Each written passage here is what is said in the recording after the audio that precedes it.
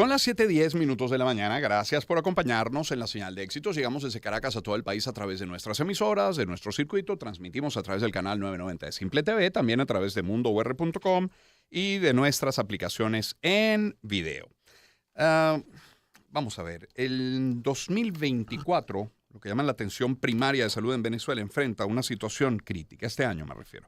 Destacando falta de medicamentos, de equipos, fallas en infraestructura, escasez de personal, problemas en servicios públicos, entre otros, y que revisamos prácticamente a diario en nuestros titulares cada mañana. Eso incluye, por supuesto, hospitales, ambulatorios. La Federación Médica Venezolana ha reportado que más de 80% de los ambulatorios en el país están operando con recursos mínimos. De eso queremos hablar y hoy lo hacemos particularmente con el doctor Jaime Lorenzo. Es médico cirujano con especialización en administración de hospitales, director ejecutivo de la ONG Médicos Unidos de Venezuela. Doctor Lorenzo, bienvenido. ¿Cómo está? ¿Cómo le va? Gracias, Román. Bueno, un saludo para ti y a todo tu equipo y bueno, a todas las personas que nos ven y nos escuchan en el momento de hoy. Muchísimas gracias por acompañarnos esta mañana. Hoy los ambulatorios, los centros de atención primaria en Venezuela, ¿cómo están? Muy mal, por la sencilla razón de que lo que era una política de Estado en el siglo pasado, que era en función que había un dicho muy claro entre nosotros, la gente de salud pública, prevenir es más barato que curar. Bajo ese eslogan se trabajó con mucha fuerza a finales del siglo pasado y en parte en los primeros 5 años de este siglo. Okay. Y cuando hago referencia a los primeros 5 años es cuando aparece también la política por parte del ministerio y del Estado de barrio adentro. Claro. Llegando incluso a tener, y esto hay que hacer memoria pequeña, en el siglo pasado nosotros llegamos a contar en la sumatoria total de ambulatorios rurales y urbanos como unos 7.200 y pico. Y para el 2005 Barrio Adentro tenía la misma cantidad de ambulatorios a disposición de la gente, y recordando que era una política de llevar la atención primaria de salud lo más cercano a la población. Y lo que podemos recordar inmediatamente son los famosos ambulatorios octogonales, claro, que lo vemos en diferentes sitios. Claro. ¿Hoy qué son esos ambulatorios?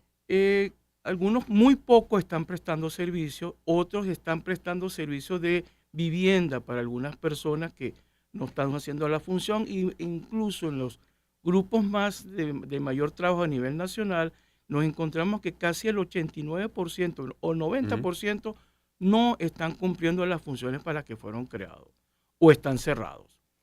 Eso ya empieza a decirnos a nosotros que nuestro sistema de salud ya tiene una gran falla, que es la atención primaria, y si volvemos al eslogan que prevenir es más barato que curar, claro, está fallando. Y hay muchas evidencias que nos dan fortaleza para decir esa situación. ¿Cuáles son esas fortalezas? Vacunación. Claro. Las enfermedades prevenidas por vacunas, los sitios primordiales donde se hacía por rutina la vacunación son los ambulatorios. Claro. Así como también la consulta prenatal. Esa consulta prenatal que servía para llevar a la mujer al acto fisiológico de parir o a su cesárea, mientras estaba controlada estaba todo bien.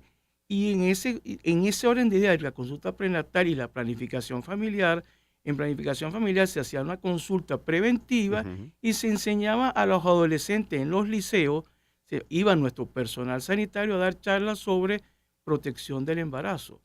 Moraleja, actualmente tenemos un altísimo porcentaje de adolescentes embarazadas que no recibieron la preparación necesaria para el momento de quedar embarazadas. Queda claro entonces, doctor, que cuando fallan ambulatorios y además cuando fallan de manera sostenida, o sea, cuando fallan por mucho tiempo, eso tiene un impacto en la población. Además de, por ejemplo, el tema de vacunación y el control de la futura mamá, ¿qué más registra? ¿Qué se desprende de estas carencias? También, muy sencillo, en las consultas ambulatorias, lo primero que hacía nuestro personal de enfermería, aparte de registrar los datos del paciente y a qué consulta estaba citado. Déjame tomarle la atención. Toma la atención arterial, ¿no? Claro. Y la toma de atención, ¿qué significaba? Una búsqueda masiva de paciente hipertenso, que era, de repente la paciente iba a llevar a su niño a la consulta de niño sano, le tomaban la atención a ella, y descubrían hipertensa, o tenía cifras tensionales altas. Eso la derivaba inmediatamente a una consulta de cardiología para verificar si era, y si era, comenzaba su control de disminuir el impacto de la enfermedad. ¿Cómo lo disminuía? Por ejemplo, si era obesa, si tenía un consumo inadecuado de alimentos o si tenía una enfermedad de base que no había sido diagnosticada. Ujú. Colocamos el ejemplo de la hipertensión, pero también podemos colocar otro más terrible, la pesquisa de cáncer de cuello uterino y de mama. El sitio primordial del descubrir un paciente Ahí, era ahí, mire. y se descubría en las etapas iniciales. Ujú. ¿Y cuál era la respuesta? Inmediatamente podía generar todo un mecanismo en aquel momento, porque también nuestros hospitales tenían capacidades, y entonces el diagnóstico era precoz y el tratamiento era precoz, que Claro. llegamos a un momento que en los hospitales de cirugía general dejamos operar pacientes oncológicos porque todos estaban siendo derivados a los servicios de oncología y logramos imponer y disminuir la tasa de mortalidad por cáncer de cuello uterino y de mama. Sabemos las estadísticas que tenemos actualmente. Es el doctor Jaime Lorenzo, médico cirujano, especialización en administración de hospitales, director ejecutivo de la ONG Médicos Unidos de Venezuela. ¿Alguna región, doctor, alguna zona mejor que otra en Venezuela o en alguna zona se hace más compleja esta realidad? Definitivamente es todo el país. Hay una altísima complejidad porque estamos disminuyendo ese diagnóstico Ujú, precoz de muchas enfermedades ujú. y no estamos haciendo la función primordial que es la salud pública. Salud pública es lograr el bienestar de la colectividad. Si te das cuenta, no estoy hablando de personas saludables, sino bienestar, porque con lograr la salud total de esa persona sin enfermedad es un proceso que lleva mucho tiempo y una política de Estado. Y lo más importante, ese trabajo que hacen ustedes los comunicadores sociales, que son los verdaderos grandes aliados del sistema de salud, enseñar a la gente a ser saludable. Mm. Eso no lo podemos lograr porque no hay una política definida de información y difusión hacia ustedes en conjunto con los órganos que les corresponde. Y si vamos, y siendo más duro, en aquellos estados donde la situación depende o las personas dependen más del Estado, o sea, gobernaciones y alcaldías, la situación de salud es peor. ¿Cuáles son esos estados? Amazonas, Claro. Del Tamacuro. del Tamacuro, y en estos momentos la zona centro y sur del estado Bolívar, Ok, por una situación especialísima como es el arco minero. claro. Doctor Jaime Lorenzo, cuando usted va hoy a un ambulatorio, a un módulo de barrio, dentro de los que funciona, porque ya decía que no todos están funcionando, no al menos con el objetivo con el cual fueron levantados, esos que están funcionando, ¿qué tienen? Ahí hay aspirina, ahí hay No, una no, no. jeringa, ahí hay un tensiómetro, hay agua, hay luz. Desde hace mucho tiempo nuestros ambulatorios adolecen de medicamentos. Lo que conseguimos en el ambulatorio va a ser casi seguro personal sanitario encabezado por una enfermera.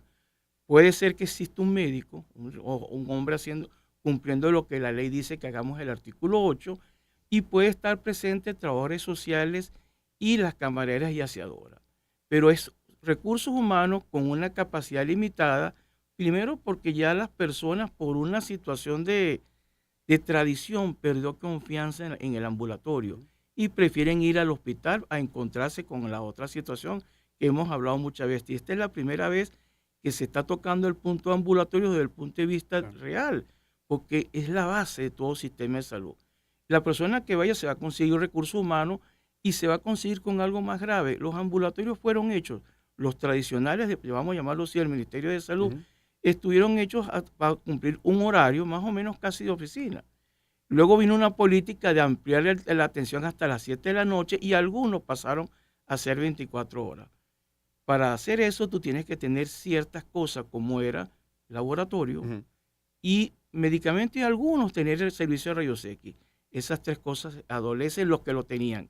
Y los que no lo tenían no tienen el medicamento y no tienen el por qué el paciente ir a la consulta, porque va a ir, lo va a atender un médico o una enfermera o un trabajador social, pero no le va a ayudar a solucionar su problema. Entonces el paciente se va y pasea o hace puente directo buscando ya sea en el hospital o al final en lo que sería el sector privado, que es donde puede realizar algunos estudios y algunos exámenes. Es el doctor Jaime Lorenzo de Médicos Unidos de Venezuela. Doctor Lorenzo, siempre hace usted este análisis partiendo de cifras, siempre viene bien documentado, hoy no es la excepción, se viene con su hojita, con su gráfico, con sus cifras, con sus números. ¿De dónde vienen estas cifras? ¿Cómo hacen este estudio? Este estudio primero se basa en un trabajo de muchos años en el ministerio Ujú.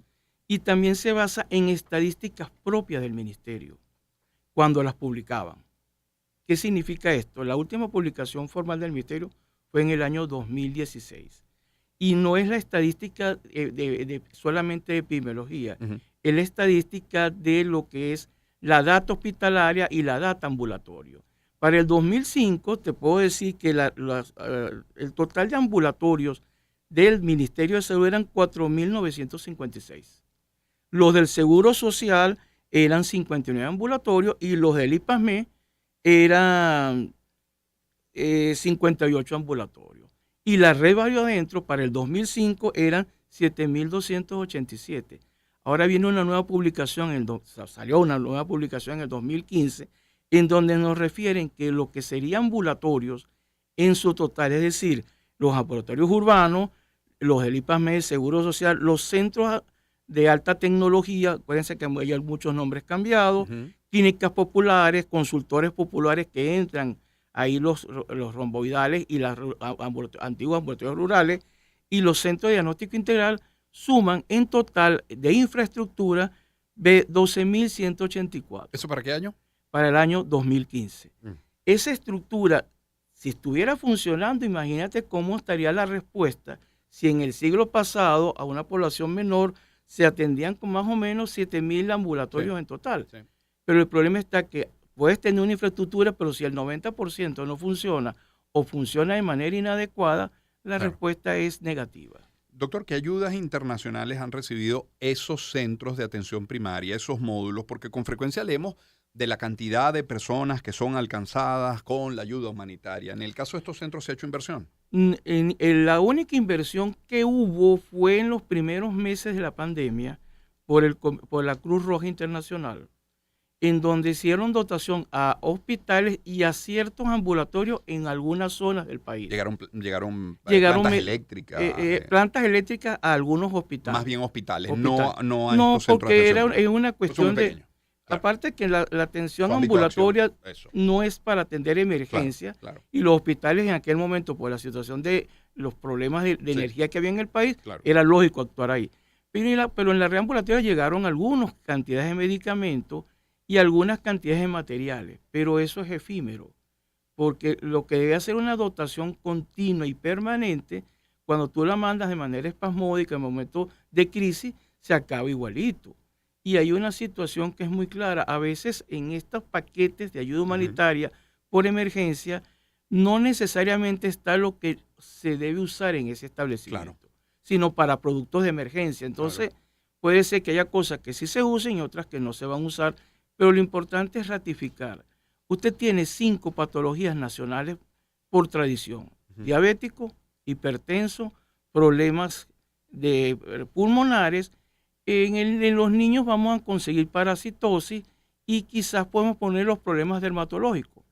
5 tipos de patologías que se pueden atender en el reambulatorio si las surtes adecuadamente, si le das recursos para disminuir el impacto de estas patologías. De 5. Estamos hablando de las 3 crónicas más importantes: diabetes, hipertensión y problemas pulmonares. No tocamos lo oncológico porque lo oncológico recibe en el tratamiento especializado, pero lo básico lo tiene ahí, y las otras 2 son parasitosis en nuestros niños y problemas dermatológicos. Doctor Tratamiento de medicamentos sencillo y de bajo costo. A eso iba, y es mi último planteamiento en esta conversación. Es muy complicado levantar estos centros, porque ya que está la infraestructura, si se logra repararla, acondicionarla, ponerla al día, es complicado dotarlos, es muy costoso dotarlos. ¿De qué depende? Como hablemos de... Si te das cuenta, tú lo dijiste, yo vengo con números, porque los números ya, lo más difícil está, que es la infraestructura. Que esté dañada o no esté adecuada es otra situación. Pero el gran problema, y la dotación tampoco, porque ya te puse un ejemplo, si yo ataco las 5 patologías más importantes, son medicamentos reconocidos, materiales que son básicos, algodón, gasa, cosas, y se puede hacer esa dotación. Pero aquí el gran problema, mi querido amigo, son nuestros recursos humanos.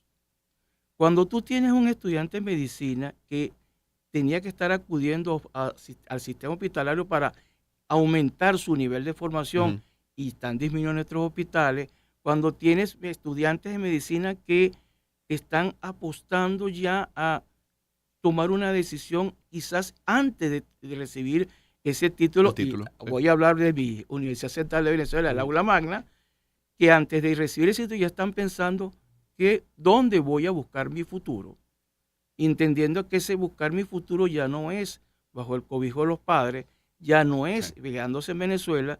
Entonces ya empiezas a tener un problema de recursos humanos del médico.